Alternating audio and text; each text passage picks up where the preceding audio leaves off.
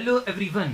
अपने सेशन को हम कंटिन्यू करेंगे। नंबर सिस्टम बेसिक न्यूमेरेसी पढ़ रहे थे और आज जो हमारा टॉपिक होगा वो होगा डिविजिबिलिटी टेस्ट। बहुत इंपॉर्टेंट टॉपिक है। सिंप्लीफिकेशन में इसका यूज होगा, आपके एलसीएम एचसीएफ फाइंड आउट करने में यूज होना है आपका डिविजिबिलिटी टेस्ट, जहाँ की आप नंबर की डिविजिबिलिटी चेक करते हैं।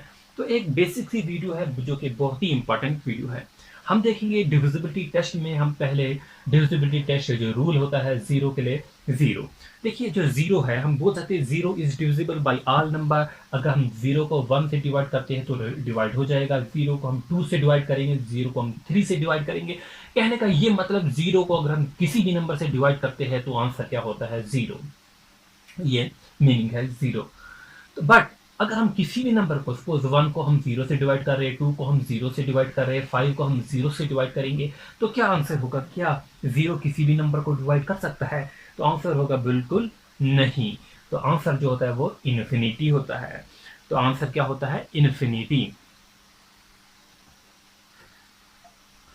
तो इन दोनों को अगर हम मिलाए, एक में हमने जीरो को न्यूमरेटर में रखा, दूसरे को जीरो को हमने डिनोमिनेटर में रखा, और हमने देखा कि जीरो को अगर हम किसी भी नंबर से डिवाइड करते हैं तो आंसर जो होता है वो क्या होता है? जीरो। मगर अगर हम किसी भी नंबर को जीरो से डिवाइड करना चाहे तो आंसर जो होता है वो इन्फिनिटी होता है।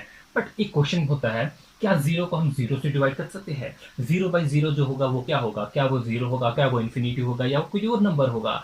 तो इस केस में जो होता है जीरो बाई जीरो जो होता है वो नॉट डिफाइंड होता है। जीरो बाई जीरो जो है वो आज तक डिफाइंड जो है हम नहीं कर सके। तो जीरो बाई जीरो जो है एग्जैक्ट आंसर हमारा नहीं मिल सकता। ये वन भी हो सकता है, टू भी हो सकता है, थ्री भी हो सकता है। इनमें से कोई भी नंबर जो है वो हो सकता है।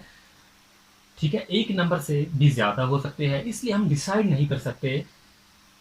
तो हम कह सकते हैं zero is divisible by all number. लिखना चाहो, जीरो जो है वो डिविजिबल है by all number. Zero is divisible by all number. तो पहला पॉइंट जो है जो आपको याद रखना है, जीरो जो है वो क्या है? Divisible by all number except it's है। दूसरा पॉइंट जो ये है, ये वाला नंबर एक्सेप्ट इटसेल्फ, अपने से बस डिवाइड नहीं हो सकता zero. But no number is divisible by zero. तो दूसरा point, but no number is divisible by zero. लेकिन कोई भी नंबर जो है वो जीरो से डिवाइड नहीं हो सकता। तो ये जो था बेसिक जो था जीरो के लिए डिविजिबिलिटी टेस्ट था। अब हम जानेंगे वन से रिलेटेड क्या इंपॉर्टेंट रूल्स है कि वन का डिविजिबिलिटी टेस्ट।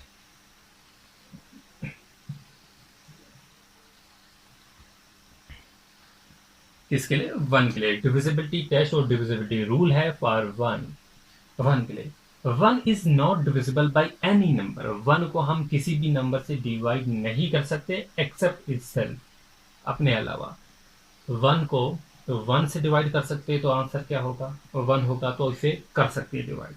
लेकिन वन को हम किसी और नंबर से क्या डिवाइड कर सकते हैं? वन बाई टू कर सकते हैं? नहीं, पॉइंट्स में आएगा। ठीक है, तो फोर बाई वन करेंगे तो क्या आंसर होगा? फोर होगा। तो कहने का ये मतलब one is not divisible by any number. One जो है किसी भी नंबर से डिवाइड नहीं होता एक्सेप्ट इटसेल्फ, अपने से डिवाइड होता है। बट ऑल नंबर, कोई भी नंबर हो सकता है, इज डिविजिबल बाई वन। इस बात को लिखना चाहो तो लिख सकते हैं, one is not divisible by any number. One जो है वो किसी भी नंबर से जो है वो डिवाइड नहीं होगा। ठीक है, यहां तक क्लियर? एक्सेप्ट इटसेल्फ, सिर्फ किससे डिवाइड होगा? अपने से ही। एक्सेप्ट इटसेल्फ, जिसकी प्रैक्टिकल एग्जांपल जो हमने आपको ये दिखा दी। But all number is divisible by one. But all number is divisible by one. लेकिन हर कोई जो नंबर है वो वन से जो है वो क्या है? डिविजिबल है। तो आई होप वन की डिविजिबिलिटी टेस्ट जो है वो आपको क्लियर हो गया होगा। चलेंगे टू की तरफ। Divisibility rule for two. Two के लिए क्या डिविजिबिलिटी रूल है? If last digit is divisible by two, that is even number in last, then वो जो भी नंबर होगा वो टू से डिवाइड होगा। तो हम कह सकते हैं डिविजिबिलिटी रूल जो है टू का, a number is divisible by two when unit digit is even और जीरो। लिख लेते हैं a number is divisible by two. कब होगा नंबर कोई भी डिविजिबल टू से? When unit digit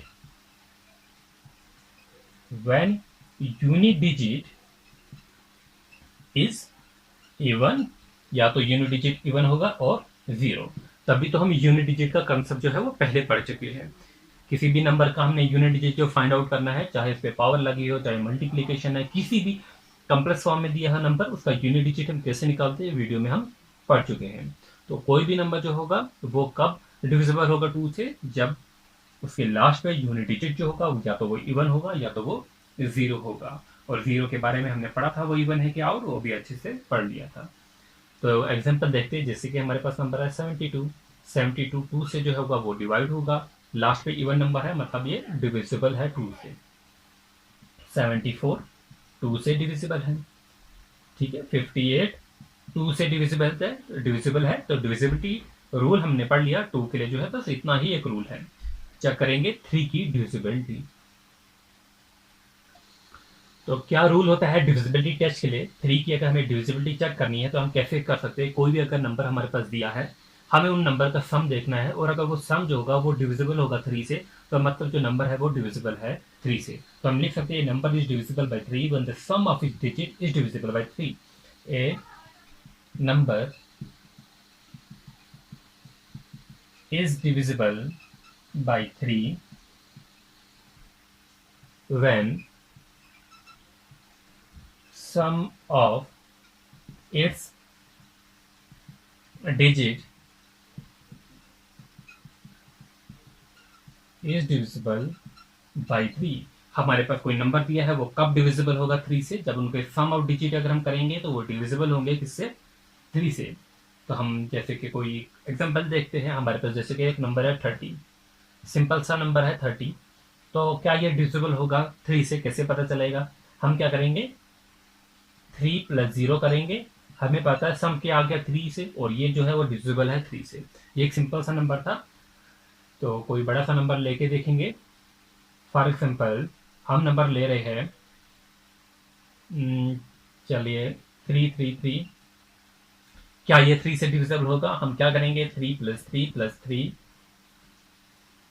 9। हमें पता है 9 जो है वो डिविजिबल है थ्री से। हम एक और नंबर लेते हैं 654। क्या ये थ्री से डिविजिबल होगा? हम क्या करेंगे, 6 + 5 + 4, 6 और + 5 11, 11 + 4 जो होता है 15, और 15 जो होता है थ्री के टेबल में आता है, मतलब ये थ्री से जो है वो डिविजिबल है। तो इस तरीके से हम थ्री का जो है वो डिविजिबिलिटी देखते हैं। डिविजिबिलिटी टेस्ट हम 4 के लिए देखेंगे, 8 के लिए देखेंगे और 16 के लिए। ये सेम है। जैसे के लिए हमने अभी 2 के लिए पढ़ा था कि वहां पर इवन नंबर देखने हैं और जीरो देखने हैं। अगर लास्ट डिजिट जो है वो जीरो है या इवन नंबर है तो वो 2 से डिविजिबल होगा। 4 के लिए भी कुछ ऐसा ही रूल है, 8 के लिए भी ऐसा ही रूल है, 16 के लिए भी ऐसा ही रूल है। जो जो सेम रूल है उनको एक साथ हमने क्लियर कर दिया ताकि कभी ये भूले ना, कंफ्यूजन ना हो। क्या होता है इसमें, divisibility test of 4 if last 2 digit, तो 2 में क्या था, यूनिट डिजिट था, यहां पर क्या, last 2 digit should be divisible by 4, should be divisible by 4, या 4 से डिविजिबल होंगे या तो वो 0 होंगे।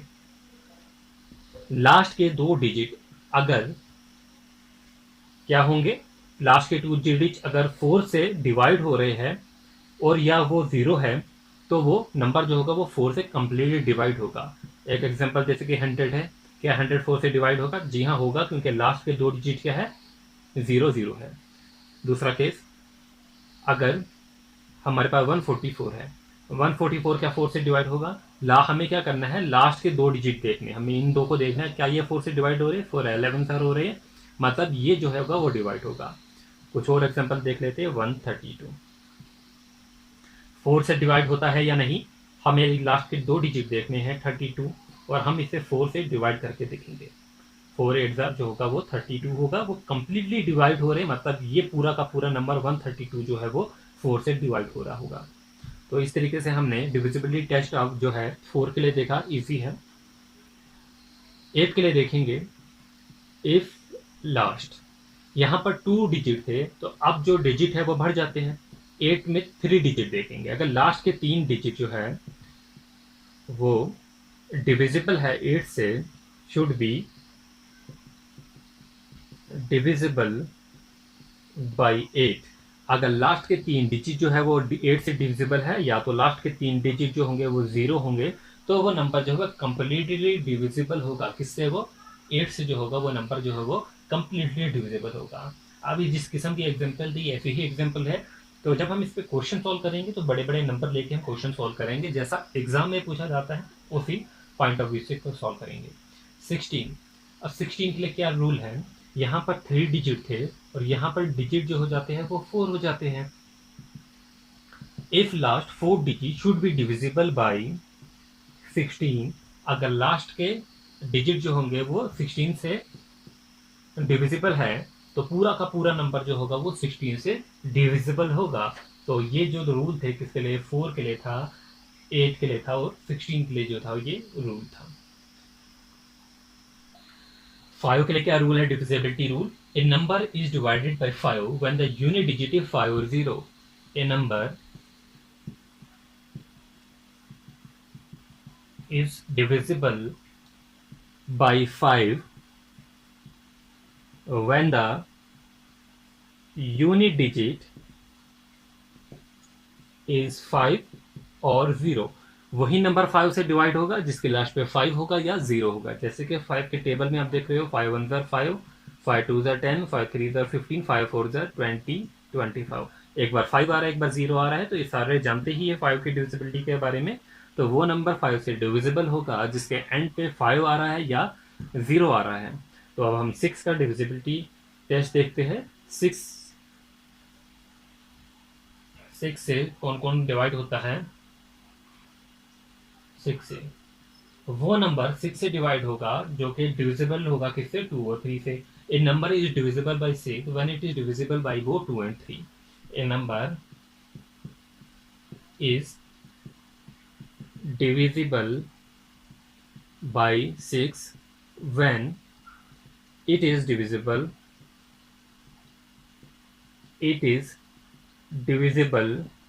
by both 2 and 3। वही नंबर 6 से डिवाइड होगा जो नंबर 2 और 3 से जो है वो डिवाइड होता है, दोनों से, खाली एक से नहीं, दोनों से जो है वो डिवाइड होना चाहिए। एग्जांपल हमारे पास जैसे कि 36 एक नंबर है, पहले हम 2 की डिविजिबिलिटी चेक करेंगे कैसे। लास्ट में इवन नंबर होगा तो वो 2 से डिवाइड होगा, हाँ 2 से डिवाइड हो रहा है। 3 से डिवाइड होता है कि नहीं चेक करते हैं। 3 + 6 होगा 9, 3 से डिवाइड हो रहा है, बिल्कुल डिवाइड हो रहा है, मतलब ये जो नंबर होगा ये 6 से भी डिवाइड होगा। कोई बड़ा नंबर ले लेते हैं 48। चलिए कोई बड़ा ले लेते हैं 482। ठीक है, 482 के लिए 2 से डिवाइड होगा, बिल्कुल डिवाइड होगा। क्या 3 से डिवाइड होगा? चेक करेंगे। 4 + 8 + 2 कितना होगा? 14 होगा। 14 जो है वो 3 के टेबल में नहीं आ रहा, मतलब 482 जो है वो 6 से जो है वो डिवाइड नहीं होगा, कंप्लीटली डिवाइड नहीं होगा। 6 8 ज़र और फिर लास्ट पे 2 बच जाता है, तो यहाँ पर जो है टेबल से जान लोगे कंप्लीटली डिवाइड नहीं होगा। एक और नंबर ले लेते हैं 512। 2 से जो है वो कंप्लीटली डिवाइड होगा, क्या 3 से होगा? 3 से नहीं होगा। 5 + 1 6 + 2 8 होगा, मतलब ये जो नंबर होगा ये 6 से डिवाइड नहीं होगा। तो कोई और नंबर ले लेते हैं। चलिए बहुत है, सिंपल सी एग्जांपल है, आगे चलते हैं। यहां तक हम 6 तक जो है वो डिविजिबिलिटी टेस्ट देख लिए, अब हम 7 पे चलते हैं। आगे चलने से पहले हम एक क्वेश्चन जो है वो सॉल्व करते हैं। क्वेश्चन लिखिए, if a number for example 4 6 7 x 8 3 is divisible by 3। एक नंबर दिया गया है, ये नंबर हमारे पास है और ये कहा जा रहा है ये डिविजिबल है 3 से। Find the sum of all the possible value of x। Find हमें करना है द सम, हमें सम फाइंड आउट करना है of all possible value of x, हमें एक्स की सारी पॉसिबल वैल्यू का जो है वो सम जो है वो फाइंड आउट करना है। तो ये हमारे पास क्वेश्चन है, हमें क्या फाइंड आउट करना है। एक नंबर दिया गया है हमारे पास, और वो जो नंबर है वो क्या है 467x83, जो कि डिवाइड है 3 से हो रहा। हमने डिविजिबिलिटी टेस्ट 3 के बारे में पढ़ लिया। वो नंबर डिवाइड होते हैं 3 से जिनका जो सम होता है वो अगर डिवाइड होगा 3 से, तो हम इनका सम लेंगे 4 + 6 + 7 + x + 8 + 3। 4 6 कितना होता है 10, 17 17 और 3 20 और 28 कितना हो जाएगा 28 + x। क्या ये 3 से डिवाइड होता है? हमें कैसे पता चलेगा? हम इसे डिवाइड करके देखेंगे। यहाँ पर हम 28 हमें पता है 3 की टेबल में नहीं आता, तो हम इसे लिख लेंगे 27 + 1 + x डिवाइडेड बाई 3। 3 1 ज़ा 3 9 ज़ा, तो जो है ये 27 तो कम्प्लीटली डिवाइड हो गया, बट 1 + x बचा। तो इसी 1 + x का हम यूज़ करेंगे, 1 + x, और हम किसी भी नंबर को x की वैल्यू पुट करके 3 से डिवाइड करके हम चेक कर सकते हैं। तो ये हमें चेक करने के लिए यूज़ होगा। हमारे पास हम x की वैल्यू जो है वो पुट करेंगे, पुट x। अगर हम x को 1 पुट करेंगे तो 1 + 2, ये 1 + 1 2/3 हो जाएगा, तो कम्प्लीटली 3 से डिवाइड नहीं होगा। x की वैल्यू अगर हम 2 पुट करते हैं तो क्या होगा 1 + 2 जो कि 3 होगा, 3/3 बिल्कुल पॉसिबल है। तो यहाँ पर जो वैल्यू बनेगी 28 प्लस x की वैल्यू हमने 2 पुट की तो 30 होगा, और 30 जो है कम्प्लीटली 3 से जो है वो डिविजिबल है। x की वैल्यू अगर हम 3 पुट करेंगे तो 3 + 1 कितना होगा 4 होगा, 4/3 नहीं डिविजिबल होगा। तो x की वैल्यू हमें 5 पुट करनी पड़ेगी। जब हम x की वैल्यू 5 पुट करेंगे तो 1 + 5 जो होगा वो 6 हो जाएगा। तो यहाँ पर हम 6 जो कि कम्प्लीटली डिवाइड होगा 3 से, तो हम यहाँ पर लिख सकते हैं 28 प्लस x की वैल्यू कितनी हमने पुट की 5। 28 + 5 कितना होता है 33, जो कि कम्प्लीटली डिविजिबल है 3 से। इसी तरीके से क्या 11 हो सकता है? हमें यहाँ पर सिंगल वैल्यू देखनी है, ठीक है। जो है 6 के बाद हम 7 अगर करेंगे तो 7 + 1 8 होगा, 8 डिविजिबल नहीं है। तो हम 8 अगर वैल्यू पुट करते हैं, 8 जो है वो हो सकती है, 8 जो है वो हो सकती है, क्यों 1 + 8 जो होगा वो 9 होगा, और 9/3 जो है कम्प्लीटली डिविजिबल होता है। 18 + 28 + 8 कितना होगा 36/3। 8 से बड़ी हम वैल्यू नहीं लेंगे, 9 अगर होती वो ले सकते थे, मगर 9 से डिविजिबल नहीं होगा, हमें सिंगल वैल्यू लेनी है। अगर हम 11 को पुट करते हैं, 11 + 1 + 11 जो होगा वो 12 होगा, बट 12 जो है कम्प्लीटली डिवाइड तो हो रहा है, लेकिन ये सिंगल वैल्यू नहीं है। ऐसे तो कंटिन्यू चलता जाएगा, बट हमें यहीं पर रोकना होगा, सिंगल वैल्यू ही हमें लेनी होगी इस केसेस में, क्योंकि x जो है वो सिंगल वैल्यू है। यहाँ पर x 1 हो सकता है, 2 3 4 5 6 हो सकता है। x की जगह हम 10 पुट नहीं कर सकते, 12 पुट नहीं कर सकते, एक सिंगल वैल्यू जो है वो पुट करनी होगी। तो पॉसिबल वैल्यू हमारे पास 2 5 जो है 8 होगी। हमें क्या निकालना था, sum of all the possible value of x। 2 + 5 + 8 का जो है वो हमें सम जो था वो फाइंड आउट करना था। तो वो क्या होगा 15 जो होगा वो पॉसिबल सम होगा इनका, ठीक है। तो क्वेश्चन किस टाइप्स के आते हैं वो हमने आपको एक ही क्वेश्चन अभी हमने डिस्कस किया यहाँ पर। आगे जो हम बहुत से क्वेश्चन डिस्कस करेंगे, बट जो इंपॉर्टेंट डिविजिबिलिटी के रूल है जो कि 7 है, 11 है, 13 है, ये ज़्यादा इंपॉर्टेंट है, और ये एक ही वीडियो में होंगे, क्योंकि इन तीनों के पीछे एक ही लॉजिक होता है, एक ही नंबर से जो तीनों जो है वो चेक किए जाते हैं। तो अगले पार्ट में हम इन्हें ज़रूर डिस्कस करेंगे। ये बेसिक था, बिल्कुल आपको पता भी होगा ये वाले रूल, बट जो इंपॉर्टेंट रूल है वो जो ज़्यादा कैलकुलेशन में यूज़ होते हैं 11, 7 और 13 का ज़्यादा यूज़ होता है हमारी कैलकुलेशन में। आई होप आपको वीडियो जो है वो पसंद आई होगी। इससे पहले जो 2 पार्ट है उसे ज़रूर देखिए, क्योंकि ये बेसिक मैथमेटिक्स है। शुरू से अगर आप शुरू करना चाहते हैं तो आप पहले पार्ट से देखिए नंबर सिस्टम के एडवांस मैथमेटिक्स में। Thanks for watching.